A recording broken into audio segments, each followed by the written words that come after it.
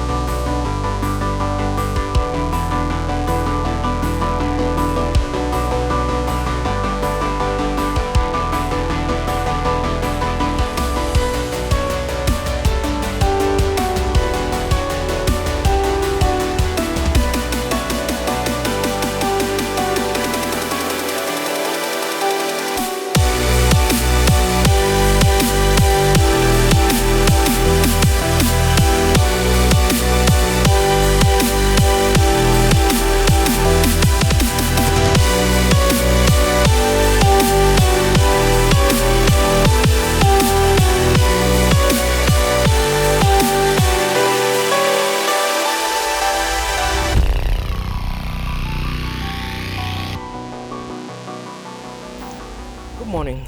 I hope you're doing well today. There is a very difficult topic that I want us to tackle. I want to emphasize that the aim is not to make this a debate or something to argue about, but rather to enlighten those of you who want to go into camping but have no idea where to start when it comes to your electricity needs. There is a saying that says camping is about getting away from it all, which I truly agree. But let's be honest, life is just better when it's powered up, Like in Mpumalanga, our temperature sometimes goes to 40 degrees Celsius. If you say the aim is to get away from it all and you find yourself in a camping space that is excruciatingly hot, it's difficult for you to enjoy the experience. That's the honest truth. So I want us to talk about 230 volts, 12 volt systems. All right. The aim is I want to add this as part of the episodes in the series that I'm creating, where we're going to be tackling camping 101, the camper, water systems, electricity needs, how to sleep, kitchen, cooking, and so on. Whereas I fully agree that you could still set up a fire, you could still have other ways and alternatives to survive camping without electricity. I just find it much, much easier.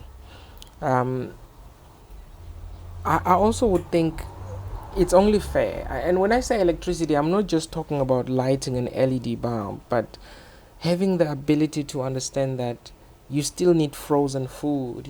Why would you take a pack of ice headed to your camping space if you are getting away from it all? Leave the ice behind.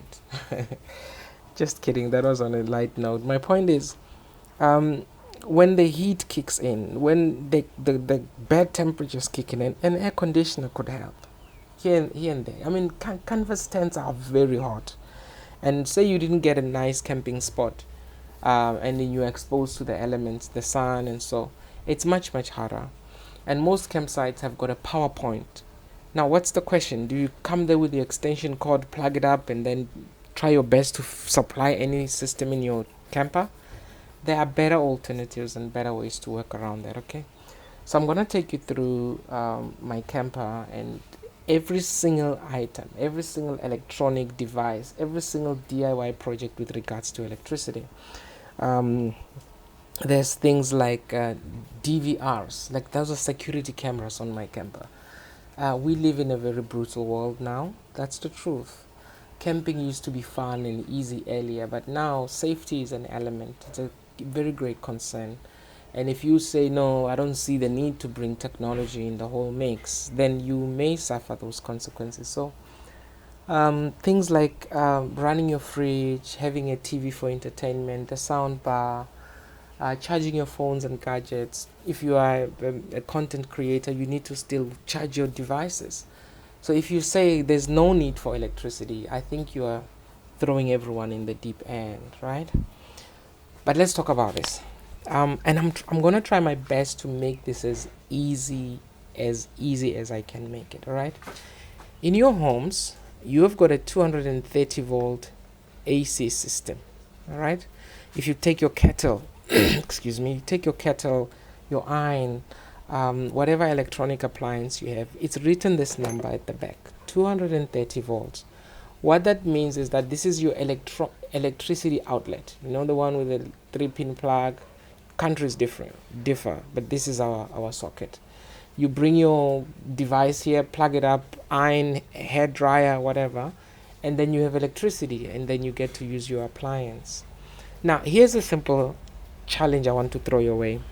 What purpose does it serve for you to take a 230 volt supply, plug your cell phone charger, which will take 230 volts, and drop it down to 12 or 5 volts if it's those quick chargers, then feed that to your cell phone, right? Your cell phone doesn't need the full 230. It will be stepped down eventually. So if you are camping and then you've got a power bank or a generator, whatever the case may be, you are literally taking power up, invert the system. Say maybe you're taking this from a 12 volt system, turn that to an inverter that will make it 230 volts, then drop it back down to 12 or 5. Why don't you just run straight from 12 to 12 or 12 to 5? This is how a 12 volt system works. Instead of the whole make it electricity first, just take the 12 as it is. Just like your socket in a cigarette lighter in your car, that's usually a 12 volts if it's a normal car, or 24 volts if it's a truck. That's enough to supply most of the needs you have. You can run a fridge from 12 volts. You can run a toaster from 12 volts, an air compressor, an air conditioner, and many other appliances. That's the point of having a 12 volt system. That's what I want us to talk about. Now, of course, there are situations where you still need appliances that strictly run on 230. For instance, your water heaters or any appliances that generate high heat, usually that will still need to run a 24 volts, right? So how do you go about creating this setup in your camper? That's what I want us to talk about. When I say 230 versus 12 volt system, this is what ultimately everyone needs to have with them. If you've got a power station, even better because it's got both. But I want you to understand that we've got a battery, all right? And there are different types of batteries. You've got your lithium ion batteries, lithium phosphate batteries, gel batteries, lead acid batteries, salt batteries, and so on, right? Let's say you've got a 12 volt battery. Now, you've got a 12 volt battery. And now this is what will most likely sustain you in your camping, a 12 volt battery. How much power in terms of the capacity of the battery, 100 amp hour and so on, will be determined by your usage, okay? Now this battery is going to supply your 12 volt system, right? And this is where you get all your, as we just mentioned earlier, your fridge, your stove and stuff. But remember, all these appliances are draining the battery. They're draining the battery. And once in a while, you do have that strict appliance that wants that 230 volt. Now, how do you step that up? You are going to introduce an inverter, right? That will be at the rating of whatever appliance you're trying to run. So you still have your 3-socket plus your 12 volt system. If you can create such a setup in your camper, you are sustained, all right? Now, how do we ensure we never run out? of the battery. There are three ways to sustain this. Number one, it's your solar panels, right? Your solar panels. Now, there's a deeper lesson as to what type of solar panel. Depending on where you live, what kind of usage, the size of the battery, what you're trying to sustain. Some solar panels can be able to supply your battery, charge it simultaneously, supply your system. So that way you are literally feeding off the sun. Number two, you are going to have your shore power, right? This is your shore power means electric power point, right? You driving your RV, your car, park it in a campsite, pull out a cable, plug it on shore. This is like a grid power, right? This is the second way. So through that grid system, you will be able to supply your electrical needs, charge the battery, and still have your 12-volt system. Last but not least, it's what we call DC to DC charge controllers. This is where you take your car's alternator, your car's normal battery charger. It's called an alternator. Use that as it charges the car, it also charges your camper. These are the three methods for now that I feel we could easily discuss. Of course, you could still break it down and say, no, what about a generator? What about, there's still other methods, but commonly, most RVs have these three methods. It's either a solar panel, your shore power, which is the best power because it's pure electricity, and lastly, your DC to DC. All right? And this is what I want us to talk about. So in the upcoming few episodes, we're going to be talking about what type of battery to use, what type of 12-volt system to run, what type of inverter would be suitable and stuff. Let me just try to summarize that for you so you have an idea. Pardon my husky and clear voice. I just want to draw a better diagram. Now, let's say you've got, I'm going to write what I have. I've got a 605 watt JA solar panel, right? And then that supplies my Victron MPPT charge controller. It's 150 by 70, I think. Overkill, but that's what I had at the time. And then that supplies my battery bank. All right. This is a lithium 400 amp hour 12 volt system. This was a DIY project. I'm excited to explain how this was such a beautiful build, how I converted I salvaged dead lithium battery cells and created a 400 amp hour battery bank. Thereafter, I've got a MultiPlus. It's at Victron as well. I've got a MultiPlus 12-1-200 50 amps, and this now also charges the battery as it supplies me with electricity. I've also got a DC to DC 12-12-50. All right, this is also a Victron appliance. And then these appliances, the MultiPlus, the MPPT, they all connect to a Venus GX. I could have used a Sebo GX, but a Venus GX. This is to monitor, this is the brains of all these systems, right? How much am I draining out? Of course, considering that this was a DIY project, I had to bring in my own BMS plus a shunt 500 amp. The shunt is just to help my Victron system monitor how much current goes in and out of the battery. And thereafter, the inverter supplies 230 volts. This is for my aircon. I'm using an Alpicool.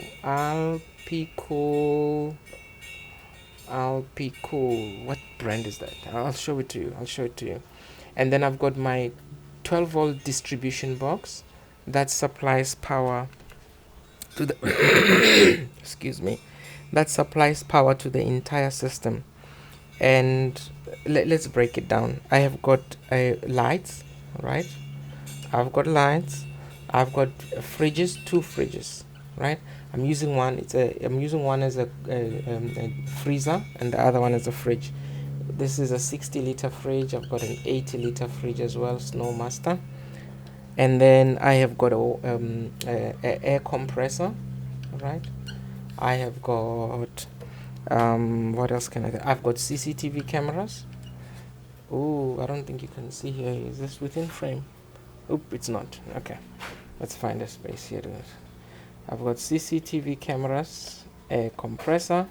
This is to inflate and deflate my tires depending on the kind of terrain we drive in. I've got a DC outlet at the back. This is a DC out. This is if I'm bringing other appliances that run on a 12-volt supply. I've got a water pump. This is to sustain the water system in the camper. And that's a quick boil water heater as well. I feel these things are essential and a necessity when you are camping. Of course, there are those who are into glamping. They find everything all luxurious and stuff. I feel that takes away a little bit of the nature, the nature, kind of the hustle, the struggle, and being off grid, you know. But you still need that kind of life that sustains. I am using this for two reasons. It's my Alpic, and the water heater. All right, and I always prioritize this when it's super hot. I'm able to run this. The solar panel is enough to run everything, but usually I've got a grid input that goes straight into the MPPT, but it's also got a breaker that separates the Alpicool and the heater so that I'm drawing straight from shore power. But other than that, let us go through all those processes, okay? I'm gonna switch my microphone to the phone. All right, so this is my camper. We'll talk about all the fancy stuff.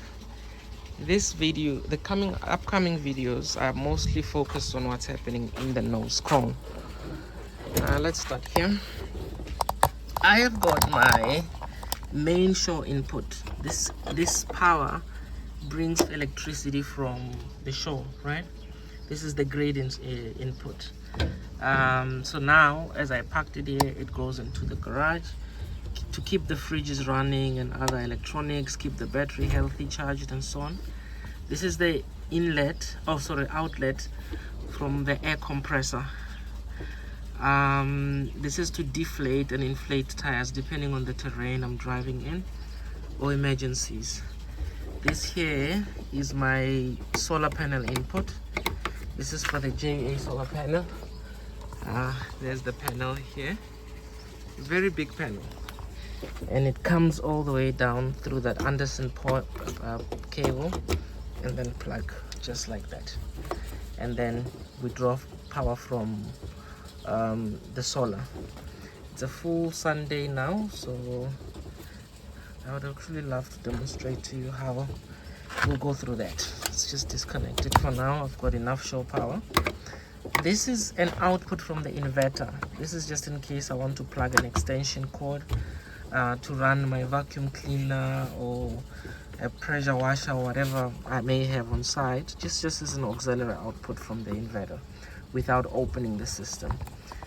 This is reserved for the DC to DC. I bought a 1212, actually I bought an Orion 1400, and they delivered a 1250, so I returned that. But this was the input, and I also wanted to change the plug. Let me just show that to you. The reason I dismantled the DC to DC, I just wanted to be more pro about it. Just yesterday I was working on the 7-pin plug. It's all working perfectly now. So what this does is that this is the main plug. This will be coming from the trailer, right? 3 points there. Then you can always keep it sealed through that cap there. I'm failing to close it with one hand. There we go, right? And it goes into that plug. So I want to mount this somewhere there so that it's part of it's next to the 7-pin plug, so that way it will be the plug all the way to the DC to DC. This light I'll explain in a future video, but it's got to do with the extraction fan. This serves two purposes. There's a big fan in here that extracts dust and also heat from the system. So this is my DIY battery bank. This cap always running loose. I just put a wooden cover there. How can I open this? Just to protect the terminals. Oh, maybe let's try doing that. There they are. There's 16 cells, 3.2 volt each, 100 amp hours. So that's a total of 400 amp hours because it's 4 groups of 3.2s in parallel. So it's 4 series, 4 parallel, 400 amp hours from this. From there to the breaker, it's also got a mega fuse there, 200 amps. Then to the bar, the bus bar, negative bus bar and positive bus bar. Then I've got a temperature controller there. This is to control the extraction fan. So that extraction fan struggles to pull air from the cone because of the seals when closed. So it extracts air from also the inside of the main trailer. Under that, there's a DVR, that red light there. I'll show you how I made it that compact. This is a space for my DC to DC. Those are the lines. I just remove them for now as I wait for the Orion. And that's the space there. That's the MPPT. This is the MultiPlus. It's got enough show to maintain, it's got enough surge to maintain the aircon, and I don't complain. This is a repeater and a Wi-Fi access point to help me access the DVR and the Sebo, the Venus. I've replaced the Sebo, the brains of the system. I'll show it to you now. And then that is the AC controller. This is strictly for the AC, one power outlet, the induction stove, and the water heater. And then the 12 volts distribution box here. Let's just open it. Can I do that? There we go. There we go. So it's the main 12 volts from one of the bus bars, and it's supplying all the units, each line going to the particular unit. The first being our roof lights. These are lights inside the camp lights inside the camper. On the inside of the tent, there's an air compressor, a water pump at the back, interior lights, that's inside the trailer and the nose cone. There's one light there. That's the fuse for that. Radar, that's my DVR, CCTV cameras. And then my monitor, this is for the shunt. And then just one spare auxiliary DC at the back, DC outlet at the back. The fridges, both of them. Fan override, it's the extraction fan, and the roof lights. I just had to stick with this name because that's what I found in the box that came with the distribution box. But all in all, go with me as we discuss every single item. What does this do? How did I wire this? Why did I introduce this? I had a Phoenix at some point, but I had to replace it. Why did I bring that inverter, MPPT charger, and how did I install that? How did I build this 400 amp hour battery bank? And everything that's happening in here. We just want us to go through every item. This episode will be about that. The cameras are always running. Clear footage. They're great cameras actually.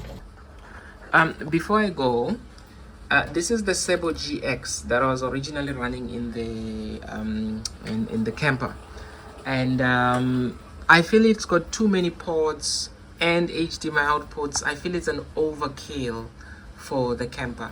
So rather, I decided to downgrade to a Venus GX on the camper and move the Sebo to the house. I'm running a similar setup, Victron systems in the house as well. And I'm more familiar with the VRM portal configurations, installations. I prefer Victron over the other appliance brands. Sorry. That being said, this is also the Phoenix inverter that was originally in the camper, and I decided to remove it because it does not have charging capabilities. So I replaced this with the MultiPlus because that has a built-in charger. Of course, I could have easily bought a separate charger, but I don't have enough room. So considering the space there, that would be a frustration. The funny part is then the MultiPlus came with this charge controller, which I intended to put in the nose cone, but I felt that would be an overkill, just like the disable. So I'll find great use for it, but not at this time. But in a nutshell, thank you for staying this long through the video. Thank you for watching. Remember to subscribe, and remember that this was more an introductory video that helps you have a better understanding of the systems. So what I'm going to do from now on is give you a video of how I install the cameras, how I install the charge controllers, and every single item that we mentioned. But other than that, I'm more excited about the 400 amp hour video. That was just beautiful. The 400 amp hour battery bank, I'll take you through that. Just stay tuned, and remember to subscribe. Thank you for watching, and I'm out of here. Take care.